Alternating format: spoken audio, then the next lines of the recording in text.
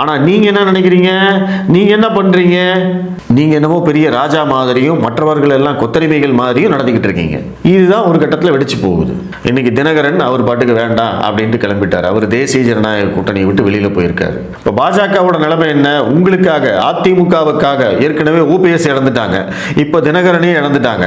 இனி அடுத்தது யார் யார் இருக்காங்கன்னு தெரியல. சின்ன சின்ன கட்சிகள் ஏசி சண்முகம், ஜான் பாண்டியன், பாரிவேந்தர், பாமக, தேமுதிக, இவங்கெல்லாம் என்ன பண்ண போறாங்கன்னு தெரியல. ஏன்னா இன்னைக்கு இவங்களுக்கெல்லாம் ஒரு வாய்ப்பு இருக்கு. விஜய் கட்சி இருக்கு, அவங்க அங்க போக முடியும், சான்ஸ் இருக்கு, சாய்ஸ் இருக்கு.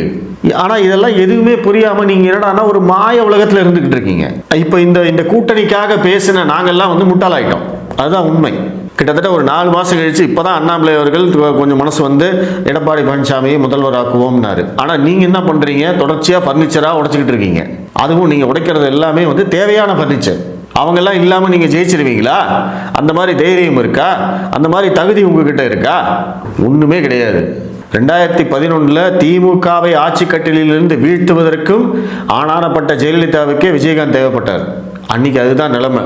ஒருவேளை அன்னைக்கு அதிமுகவும் தேமுதிகவும் பிரிஞ்சு தனித்தனியா நின்றுருந்தாங்க அப்படின்னா திமுக ஆட்சிக்கு வந்திருக்கிறது கூட வாய்ப்பு இருக்கு.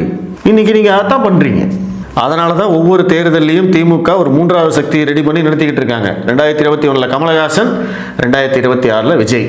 இத்தனையும் தெரிஞ்சும் நான் இப்படித்தான் இருப்பேன், நான் பிடிச்ச முயலுக்கு 3 கால் தான் அப்படின்னு நீங்க போய் முட்டுச்சவத்துல தான் முட்டுவேன் அப்படின்னு நீங்க நின்னீங்க அப்படின்னா தயவுசெய்து தனியா போங்க.